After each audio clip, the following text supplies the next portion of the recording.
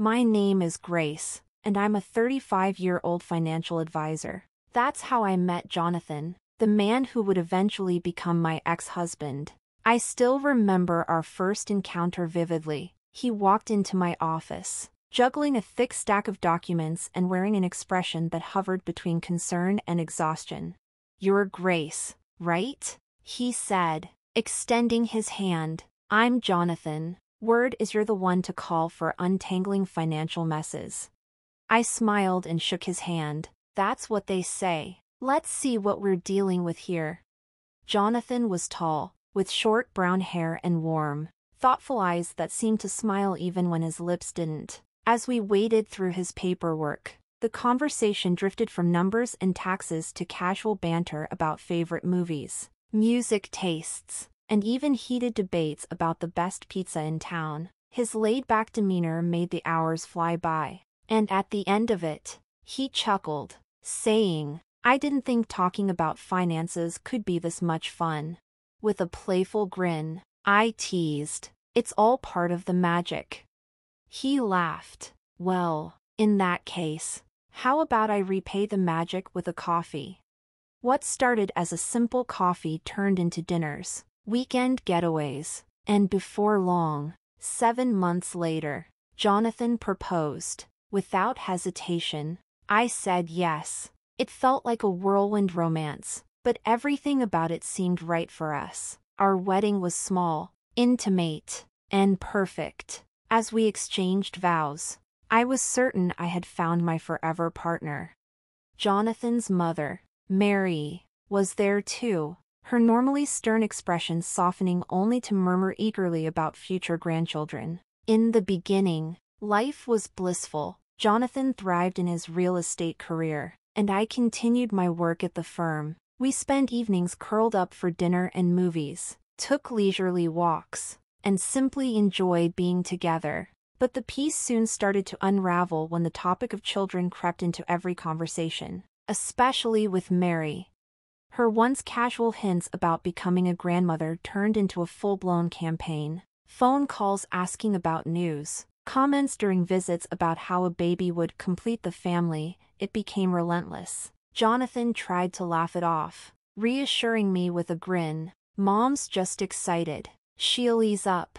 But the pressure never did. I tried to be understanding, assuming she was just eager. Yet, her constant interference began to weigh on me. One evening, I turned to Jonathan, my frustration spilling over. "Your mom has to back off. It feels like she's trying to control everything, even more than we do." Jonathan looked uncomfortable but shrugged it off, saying, "It's just how she is. She means well." However, Mary's influence didn't stop with her obsession over grandchildren. She had opinions on everything: our finances, what we ate, even how we spent our weekends. One Saturday morning, while Jonathan and I were enjoying breakfast, his phone buzzed. It was Mary. Jonathan, as usual, put her on speaker. "Jonathan, dear, are you both eating well? Remember, a healthy diet is crucial for conception," Mary instructed over the phone with her usual authoritative tone.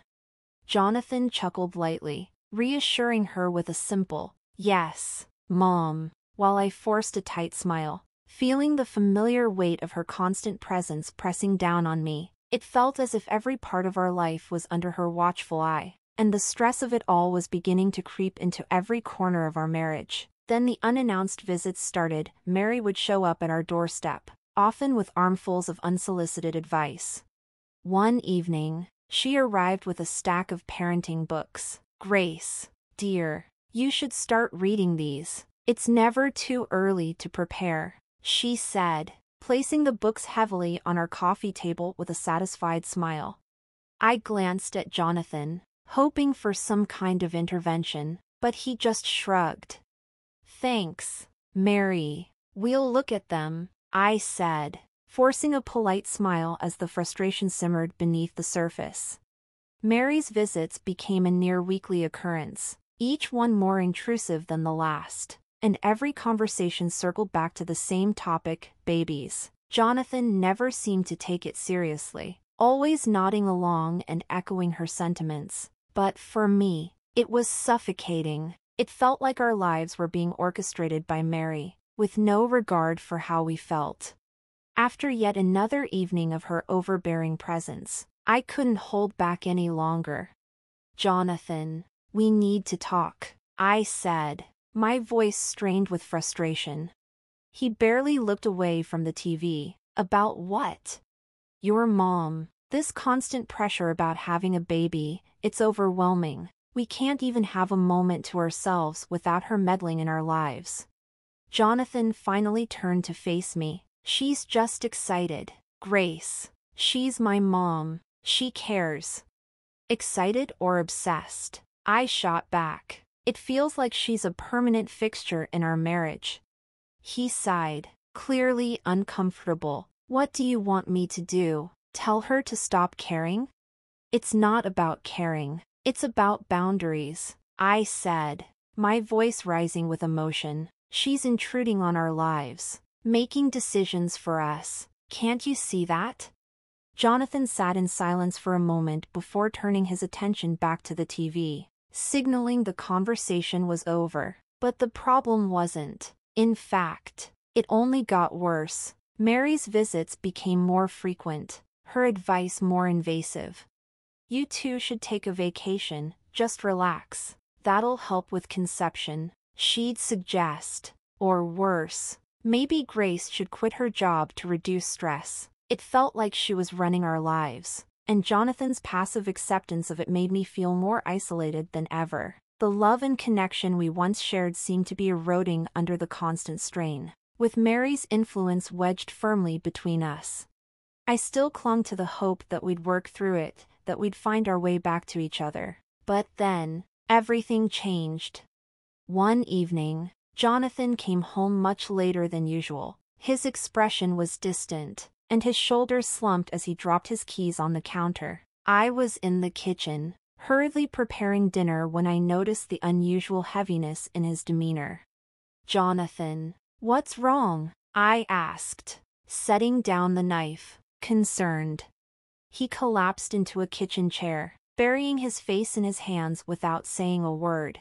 "We need to talk, Grace," Jonathan said, his voice heavy with a seriousness that sent a chill down my spine. I sat across from him, my heart pounding with unease. "It's about us trying to have a baby," he began, avoiding eye contact. "You remember the tests we did?" He finally lifted his gaze, his eyes meeting mine, and they were filled with a weight I hadn't seen before. A few weeks earlier, under the constant pressure from Mary, we had agreed to go for a fertility checkup. I hoped that doing so would at least quiet the endless discussions about babies. But now, as Jonathan sat before me, his expression somber, I realized that the results were in. "It's not you, Grace. It's me," he said quietly, taking a deep breath. His words seemed to hang in the air, heavy and unsettling. He explained that the doctor had diagnosed him with a low sperm count, making it highly unlikely for him to father a child. The news was like a punch to the gut, a strange mix of sadness, relief, and confusion swirled inside me. "What do you mean?" I asked, instinctively reaching out to hold his hand, wanting to offer him comfort. He pulled his hand away, the gesture small but devastating. "I can't father a child, Grace," he repeated, his voice breaking slightly. He inhaled deeply, bracing himself. I won't go through treatment. It's not something I'm prepared to face." I was floored. His refusal came out of nowhere, and I struggled to understand. "But why? If there's even a chance, shouldn't we at least try?" I asked, my voice trembling with emotion, desperately trying to find a way through this. "It's my decision," he said, his tone firm and final. "I just can't." His words were like a wall between us, and I couldn't comprehend it. The Jonathan I knew wasn't someone who backed down from a challenge. He was always resilient, always willing to find a way through any hardship. Why was this any different? Please, Jonathan, I pleaded softly, my heart aching. Don't let this come between us. We can figure this out together. But he stood up, avoiding my eyes. I need time to think, he said, his voice distant. Without another word, he left the kitchen, leaving me sitting there, the silence echoing with all the questions that suddenly had no answers. His refusal to even consider a path forward left me baffled, and I couldn't help but wonder if his pride, or something deeper, was getting in the way of our future together. 2. The following days were tense and filled with unspoken words. Jonathan barely spoke, and when he did, his tone was clipped and cold. The growing distance between us felt like a chasm, widening with each silent meal and unshared night. Then, one evening, the fragile state of our marriage cracked open irreversibly. Jonathan returned home late again. I lay in bed, feigning sleep, when I heard him on the phone. Yes, Mom, I got the results. No, I don't want treatment. I'll figure something out, he whispered into the phone, a conversation he hadn't had with me. In that moment, I felt a wave of betrayal wash over me, not just of our intimacy but of our vows. Mary's influence had seeped into our lives more than I had ever realized, and as I lay there, tears streamed down my face, marking the silence of our room. Our home had become a shell of the warm, loving space it once was. We were like two strangers merely cohabiting, the remnants of our love lost in the shadow of his mother's overbearing presence. Just when I thought things couldn't get any stranger, life threw me an unexpected curveball. I had been feeling unwell, initially attributing it to stress, but then I missed my period. Despite the recent news about Jonathan's condition, a flicker of hope ignited within me. I bought a pregnancy test, and as I sat in the bathroom waiting for the result, the minutes felt like hours. Finally, the indicator showed positive. I was pregnant. For a moment, disbelief washed over me. After all our discussions about infertility, this seemed like a miraculous glimmer of hope amidst the ruins of our marriage. That evening, as Jonathan walked in, his usual late arrival barely acknowledging my presence, I knew I had to tell him. Taking a deep breath, I approached him. Jonathan, we need to talk, I said, my voice trembling under the weight of our uncertain future. He looked up, weariness etched across his face. What is it now, Grace? I'm pregnant, I blurted out, the words hanging between us like a fragile promise. He let out a bitter, cynical laugh. Pregnant? How? The doctor said I can't. I don't know, but the test is positive. We're going to have a baby, I replied, tears welling in my eyes, a mix of joy and anxiety. Suddenly, he stood up, anger flashing in his eyes. This is some kind of joke, right? You're trying to trap me. I was taken aback. Trap you? Jonathan, I'm telling you we're going to have a baby, our baby. He began pacing the room, running his hands through his hair in frustration. No, this can't be. You must have cheated. That's it, isn't it? You cheated on me. I felt as though I had been physically struck. Cheated? How can you even say that? I've been nothing but faithful to you. But he wasn't listening, consumed by his rage and disbelief. Get out! I want you out of this house, he shouted, his voice echoing in the emptiness of our home. Jonathan, please, let's talk about this. We can go to the doctor and get a confirmation. I pleaded, but it felt like I was talking to a wall. He stormed out of the room, slamming the door behind him. That night, I lay in the guest room, my mind swirling with a mix of despair and confusion. The next day, Jonathan was gone before I woke up. Instead, Mary showed up at my door. The look on her face was a volatile blend of anger and disgust. You should be ashamed of yourself, Grace, trapping my son with another man's child, She spat. I didn't cheat on Jonathan. This child is his. I defended myself, my voice steady despite the storm brewing inside me. She laughed coldly, a sound that sent chills down my spine. Do you take me for a fool? My son can't have children. You're just a gold digger trying to secure your future.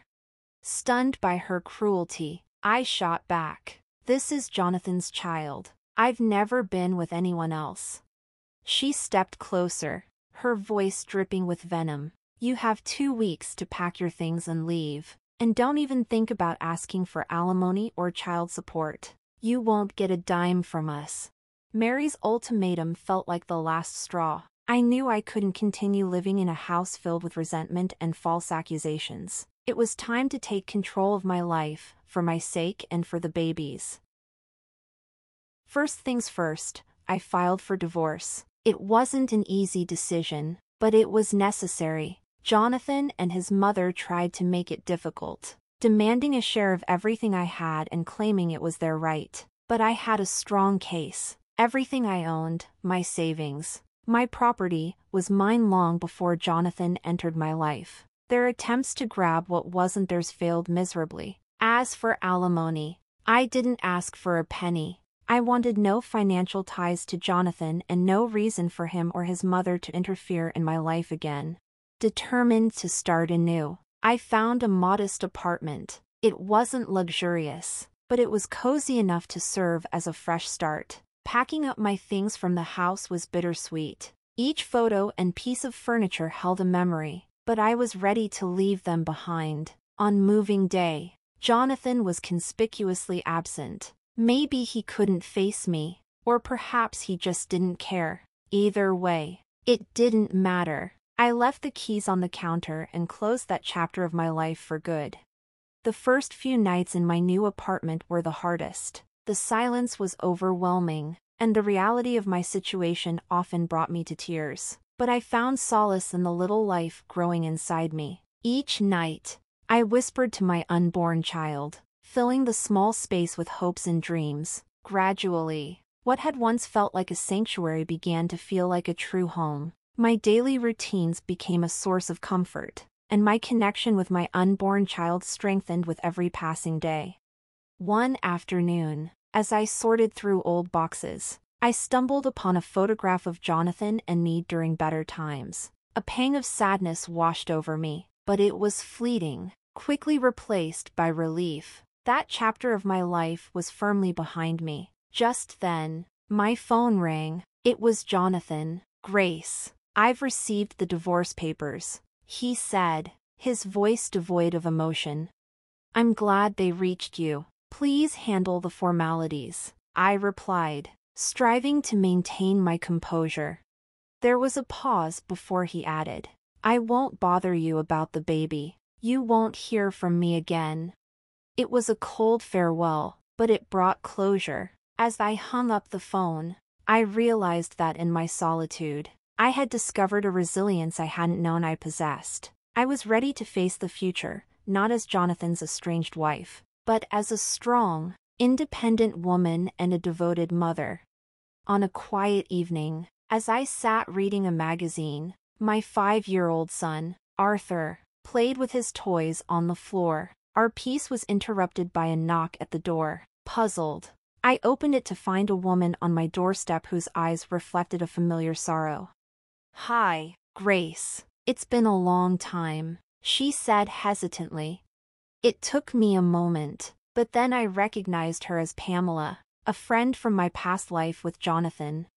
Pamela? Yes, it has been. What brings you here? I asked, my curiosity piqued. She looked uncomfortable, glancing at Arthur, who was now peeking curiously from behind my legs. I thought you should know about Jonathan, she said, her voice soft. Just hearing his name after all these years sent a shiver through me. What about him? I asked, keeping my tone steady.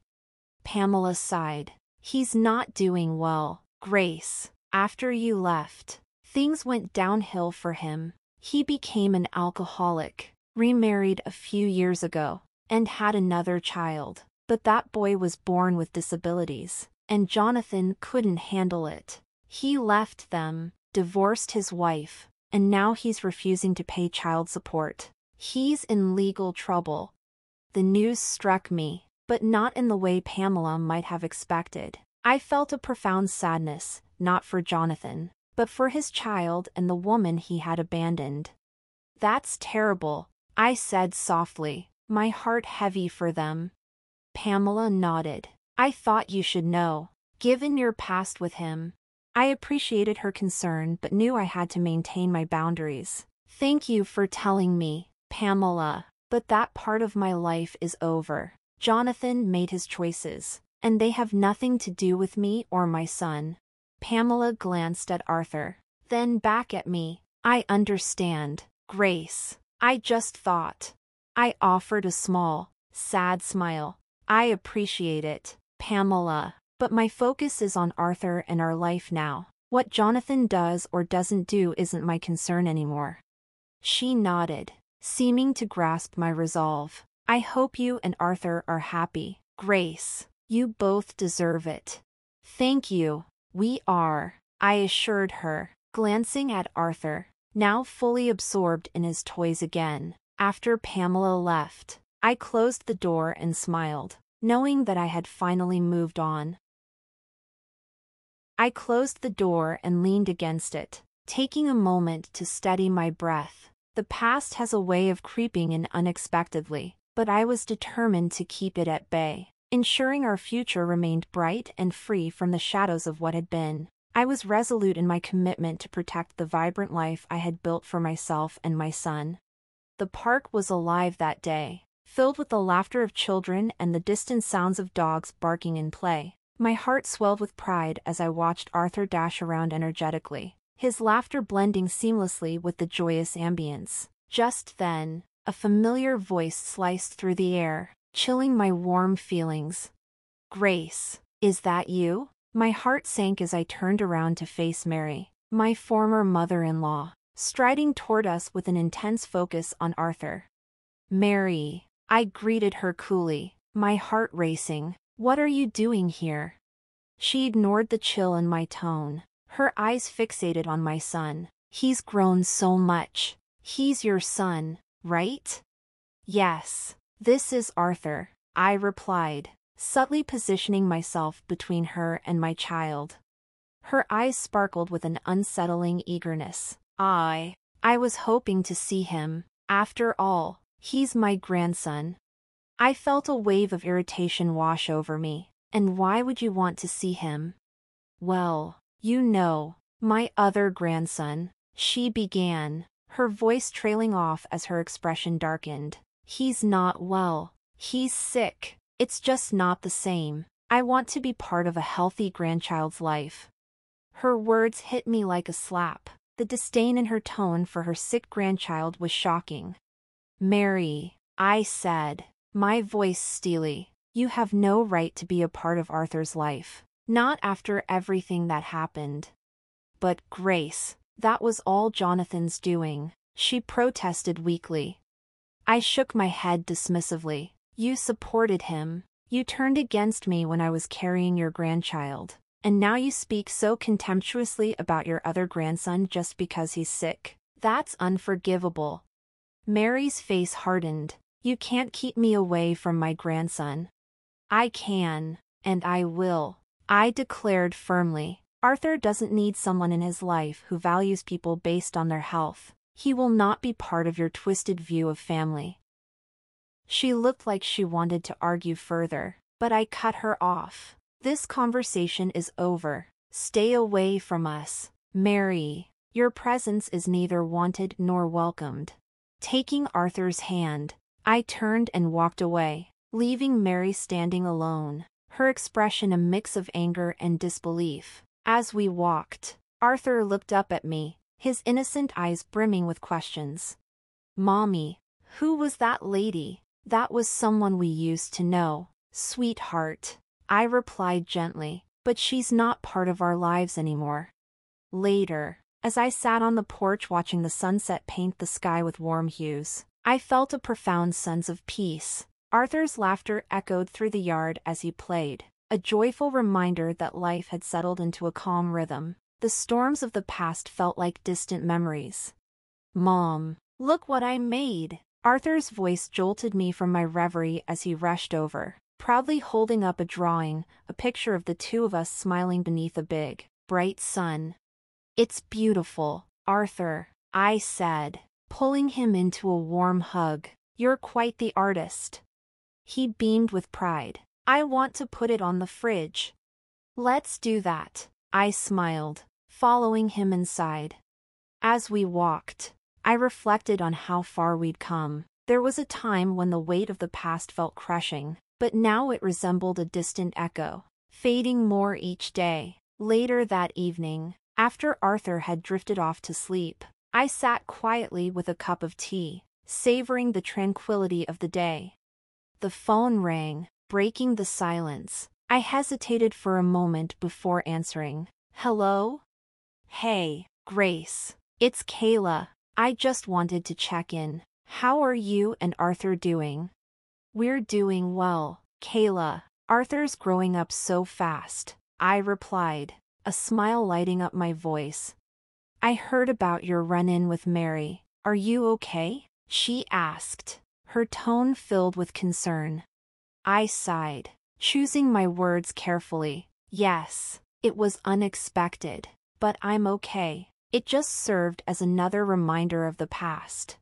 "I know it's tough, but you've come so far, Grace. You're strong, and you've built a wonderful life for you and Arthur," she said encouragingly. "Thanks, Kayla. That means a lot." Her words wrapped around me like a warm blanket, offering comfort in a moment of vulnerability. We chatted about everyday things, small snippets of life that reminded me of the support system I had even on the most daunting days. After hanging up, I walked into the living room, where Arthur's drawing proudly adorned the fridge. Looking at it, I realized how much we both had grown. The pain and anger of the past had faded, making room for healing and new beginnings. I tiptoed to Arthur's room, watching him sleep peacefully. Leaning down, I kissed his forehead gently. "Good night, my little artist," I whispered. Back on the porch, I gazed at the stars emerging in the night sky. The echoes of the past were indeed fading, their hold on me loosening. In their place was hope, a quiet strength, and the unconditional love between a mother and her son. This new chapter was not just about moving on. It was about thriving in the warmth of new beginnings and the comfort of enduring familial bonds.